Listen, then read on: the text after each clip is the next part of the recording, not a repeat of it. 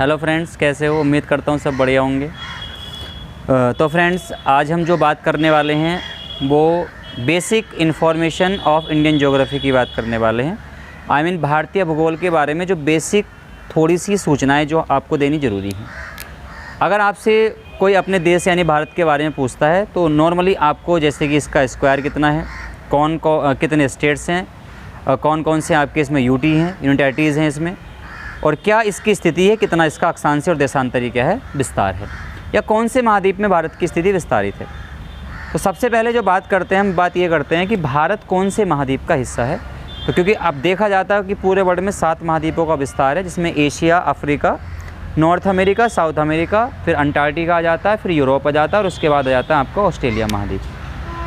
तो भारतीय भूगोल में अगर देखा जाए, भारत एशिया महाद्वीप का हिस्सा है और भारत जो है उत्तरी गोलार्ध में उत्तर और पूर्वी गोलार्ध की सीमा पर स्थित है।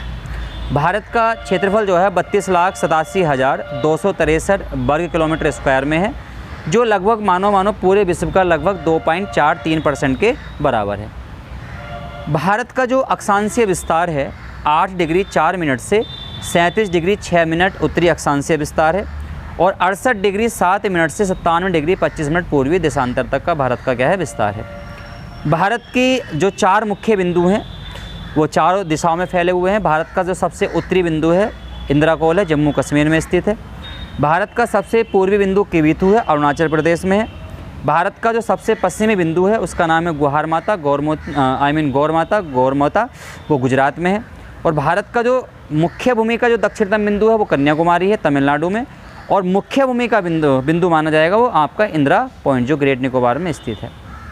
भारत के बीचों बीच से एक इमेजिनेशन लाइन, जिसको हम काल्पनिक रेखा कहते हैं, उसको बोलते हैं कर्क रेखा, जो 23.5 डिग्री उत्तरी अक्षांश पर स्थित है, भारत के बीचों बीच से गुजर जाती है, जो भारत को उत्तरी और दक्षिणी भागों में विभाजित कर देती है। ये कर्क रेखा भारत के 8 राज्यों से गुजरती है। पहला गुजरात, राजस्थान, मध्य प्रदेश, छत्तीसगढ़, झारखंड, पश्चिम बंगाल, त्रिपुरा और मिज़ोरम। ये 8 राज्यों से भारत में कर्क रेखा गुजरती है।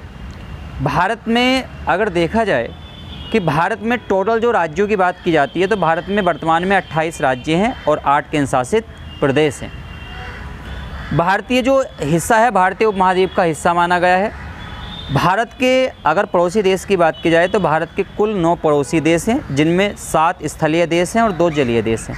पहला जो स्थलीय देश में आता है पाकिस्तान, फिर अफ़गानिस्तान, फिर चीन, फिर नेपाल, फिर भूटान, फिर म्यांमार और उसके बाद बांग्लादेश। 2 जलीय देश आते हैं, मालदीव और श्रीलंका। अगर हम बात करते हैं पाकिस्तान की, तो पाकिस्तान की जो राजधानी इस्लामाबाद है, अफ़गानिस्तान की है काबुल, चीन की है आपकी बीजिंग, नेपाल की राजधानी है काठमांडू, भूटान की है थिम्पू, म्यांमार की राजधानी है नैपिदा और बांग्लादेश की कैपिटल है ढाका।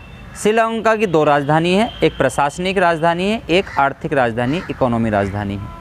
श्रीलंका की वर्तमान में जो कैपिटल है वो जयवर्धने है और मालदीव की जो कैपिटल है वो माले है। अगर भारत के साथ ये देखा जाए कि कौन सा देश भारत के साथ सबसे लंबी स्थलीय सीमा साझा करता है, तो उसमें आंसर जो बनेगा आपका बांग्लादेश बनेगा, जिसकी कुल सीमा 4096 किलोमीटर है। सबसे कम जो सीमा है अफ़गानिस्तान की है, लगभग 106 किलोमीटर के बराबर है।